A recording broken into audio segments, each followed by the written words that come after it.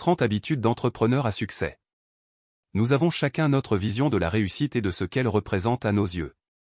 Anthony Robbins, Damon John ou encore Gaby Reese sont connus pour leur réussite, car ils ont tout simplement atteint leur rêve ou leur but.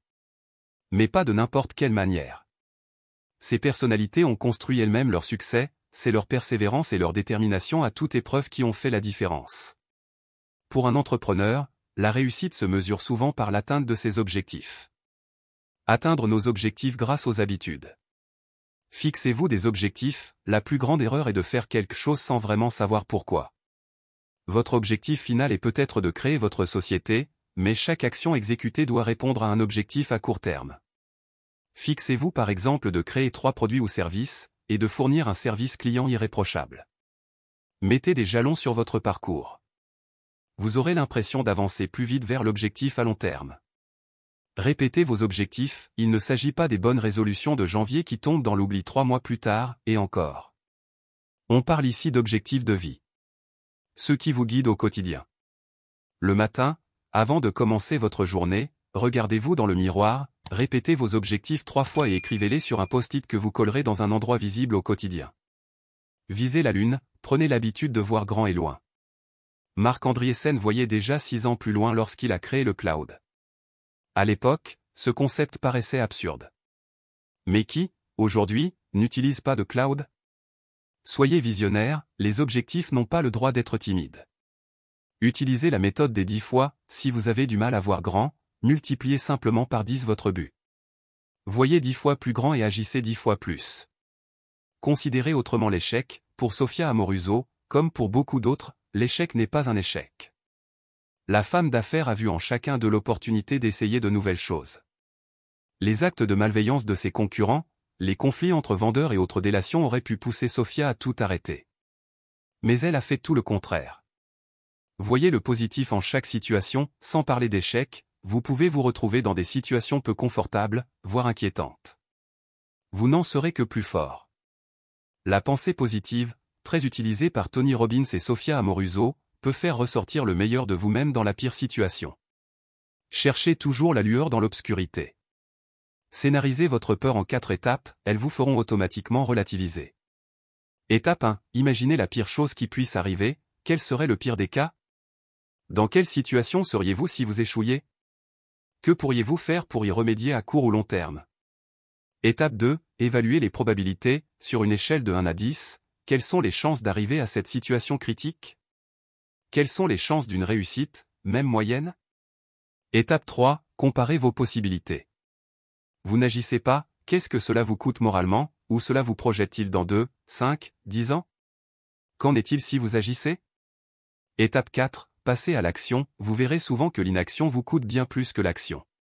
Le regret est bien plus lourd que l'échec. Appliquez la règle de la tâche unique, il s'agit de se concentrer sur une seule tâche à la fois. S'éparpiller n'a jamais rien donné de productif. Lorsque vous faites quelque chose, ne faites que ça. Lorsque vous achevez cette tâche, n'y revenez pas si vous êtes passé à la suivante. Planifiez votre journée la veille, vous perdrez bien moins de temps si vous démarrez votre journée en sachant quoi faire et à quel moment le faire. Vous vous coucherez également satisfait d'avoir programmé votre journée, prêt à laisser derrière vous celle qui s'achève.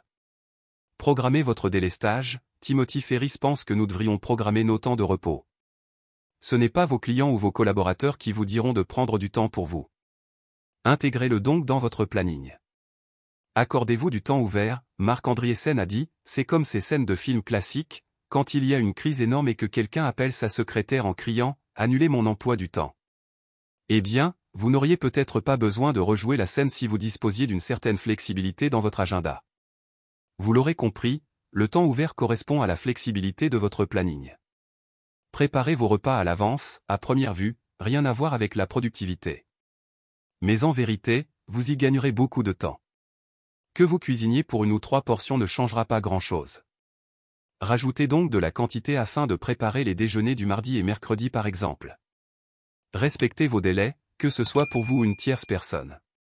Vous ne pouvez pas être crédible si vous ne respectez pas vos échéances. Un délai plus long assumé vaut mieux qu'un délai plus court rallongé. Commencez par la tâche la plus complexe, vous êtes frais et plein d'énergie en début de journée, c'est le moment idéal pour accomplir la tâche la plus complexe. Vous pourrez ainsi continuer votre journée sans y penser. N'attendez pas d'occasion pour vous donner à fond, selon Joe de Sena, jour J, serait ce qui nous pousse à aller au maximum de nos capacités. Le fondateur de Spartan estime que ce jour J devrait être chaque jour de l'année.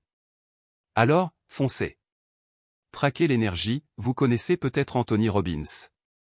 Si ce n'est pas le cas, faites quelques recherches et vous verrez que sa réussite est principalement fondée sur l'énergie qu'il dégage. Soyez sans cesse en quête de votre énergie, peu importe le moment de la journée, elle est votre carburant. Appliquez la loi des catégories, les concurrents de votre catégorie de produits vous gênent? Créez donc une nouvelle catégorie dans laquelle vous n'aurez pas de concurrents. Même lorsque de nouveaux entrants arriveront dans votre catégorie, vous serez leader. C'est ce qui a fait le succès de nombreuses entreprises célèbres aujourd'hui. Cessez d'attendre la motivation pour agir, certaines tâches sont bien moins agréables que d'autres. N'attendez surtout pas d'être motivé pour les exécuter, ou vous tomberiez dans la procrastination. Et la procrastination ne rime en rien avec la productivité. Faites votre tâche sans vous poser de questions, sans la juger intéressante ou inintéressante.